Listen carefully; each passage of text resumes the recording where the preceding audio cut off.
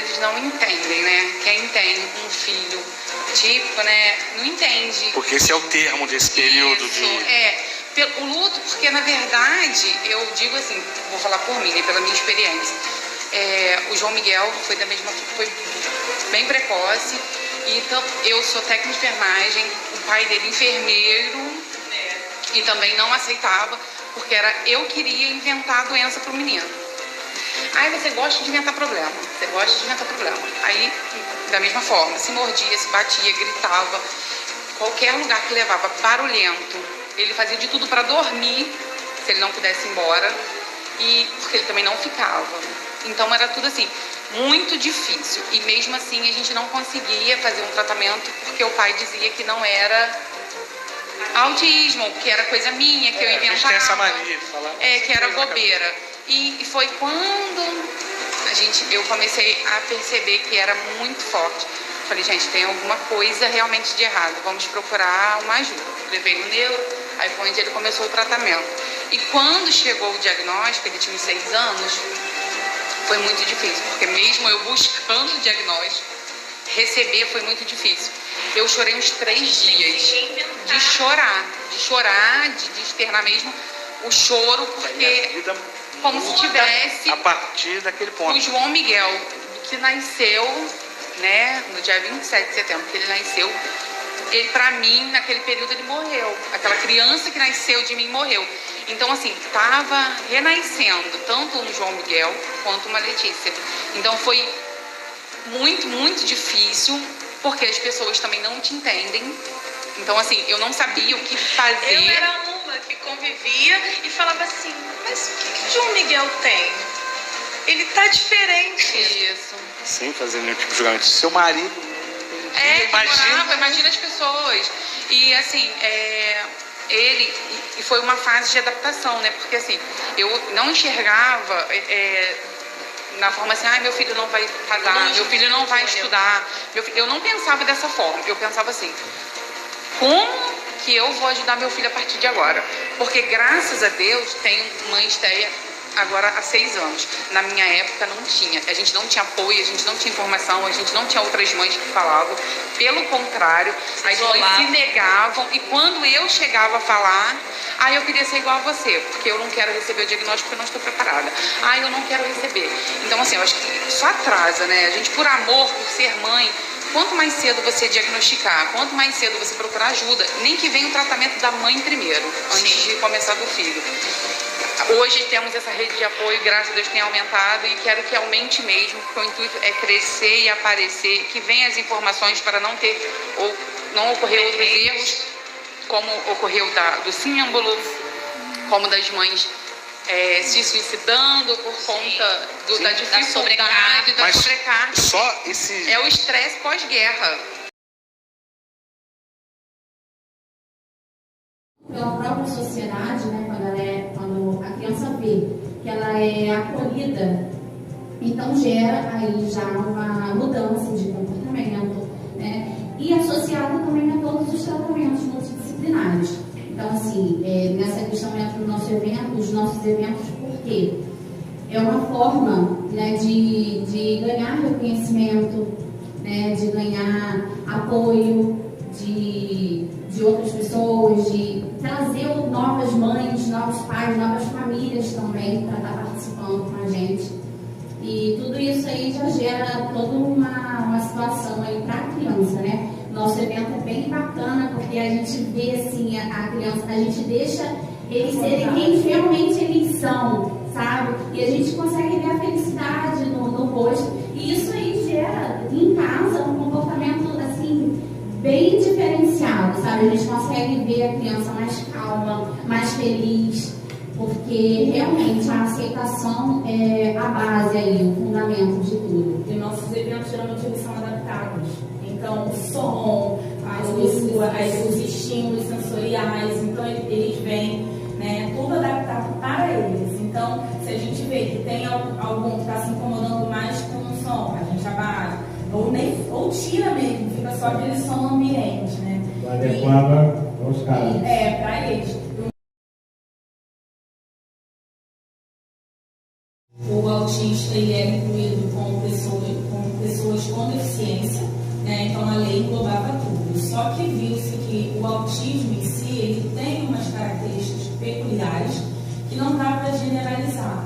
Então, assim, uma das primeiras leis que beneficiaram o autismo foi a Lei Berenice Viana, né? Que ela vem a respeito da educação, do ensino. Não tem como você colocar uma criança autista dentro da escola sem ele ter um suporte, sem ele ter um mediador, uma pessoa que intervém. Embora o autismo ele é um transtorno do espectro, ou seja, ele tem vários, vamos dizer assim, graus. Tem um autista que ele tem altas habilidades, que ele vai se alfabetizar sozinho, né? Tem um autista com mais dificuldade na socialização, tem outro que tem mais dificuldade no aprendizado e daí por diante. Então, a Lei Berenice Viana, ela veio para reconhecer o autista como deficiente e garantir direitos a ele, principalmente na educação. Temos também a Lei da Inclusão, né, do PCD, que é a LBI, Lei Brasileira da Inclusão, que aí vem com a inclusão escolar, com as questões do atendimento prioritário, né, porque nem sempre o autista vai suportar esperar numa fila. Bem, primeiramente beijo para os meus dois príncipes, o Ângelo e o Rafael, também meu esposo, minha família. Muito obrigada pela rede de apoio que vocês são para mim. Então, rapidamente, a minha experiência com autismo veio a princípio do mais novo, que é o Rafael, porque o Ângelo ele cresceu dentro do esperado, né? Aos nossos olhos, era até muito evoluído. E o Rafael, ele veio dando sinais mais evidentes, como andar na ponta dos pés, ia crescendo e não falar, a fala parou ali, estagnou naquele como se fosse um bebezinho, e ele já estava de 2 anos para lá, andando na ponta dos pés. O Ângelo também andou, mas ele desceu com o tempo, então pra gente, normal. Só que a gente começou a achar que o Rafael tinha um problema de surdez, porque a gente falava com ele, o Rafael não estava nem aí. Ele fazia uma bagunça, Rafael, e aí começamos a procurar, investigar o que estava acontecendo. Procuramos, na época, o Duda. Ele fez alguns exames e ele falou assim, olha, eu acho que tá tudo ok aqui. Foi ele até que sugeriu. Ele falou assim, pode ser que o filho de vocês seja autista. Eu tinha uma noção muito vaga do que era autismo. Era aquela visão assim, autista é aquela criança quietinha que fica assim, ó. Essa era a visão que a gente tem. Filmes que a gente vê, né? Sunrise, Rayman. Exatamente. E assim, eu cheguei a fazer, né, anos atrás eu tinha feito técnico de enfermagem, mas é muito superficial o que a gente aprende, né? E aí, tudo bem, vamos procurar. Aí procuramos um neuro, ele indicou pra gente, porque ele não fechava o diagnóstico sozinho, ele indicou pra gente uma instituição fora daqui, né? E lá a gente foi participar de uma palestra onde foi explicado tudinho o que era, como que é, quais os sinais. E a gente, realmente, o Rafael andando na ponta dos pés, não desenvolveu a fala, fica nervoso, fica agitado, isso, não está dormindo. Só que no meio da palestra também teve uma moça que, no finalzinho, aliás, que foi contar a história dela, que ela descobriu ser autista adulta quando ela foi levar o filho que era autista para lá. Tem muito isso também. Tem muito colega nosso que hoje a gente pensa assim, poxa, eu estudei com autista. Tímido da sala, exatamente. Aquele reservado. Aí quando ela contou a história, quando ela contou a história dela, a gente via características do nosso outro filho, do mais velho, que a gente não estava percebendo. A gente achava que era coisa da fase, porque ele estava muito teimoso na época. Então a gente estava focada no outro também. Exatamente, que era mais evidente, o outro parecia, como dizem, né? E aí a gente, poxa, aí minha esposa falou, peraí, o Ângelo também é autista, vamos ver isso aí. E aí, na época, a gente conseguiu marcar uma avaliação, os dois, e tivemos a notícia, né? Os dois realmente eram autistas. Cada um num grau, num nível diferente. Lá em casa eu tenho os dois extremos.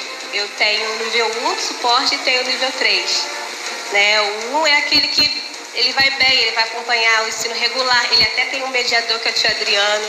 Um abraço, tio Adriano, também é uma bênção nas nossas vidas. Mas ele não precisa de tanto apoio. O Rafael, ele já é não verbal, ele precisa de apoio em praticamente tudo, para se alimentar, para se vestir. Ele também tem uma mediadora, a tia Tefa, Beijo pra tia Tefa. Mediadora do meu também. Claro, beijo pra todo mundo. Que são anjos também, que estão na mesma luta. O meu já passou por um monte de mediadora. Tem que dar beijo pra todas.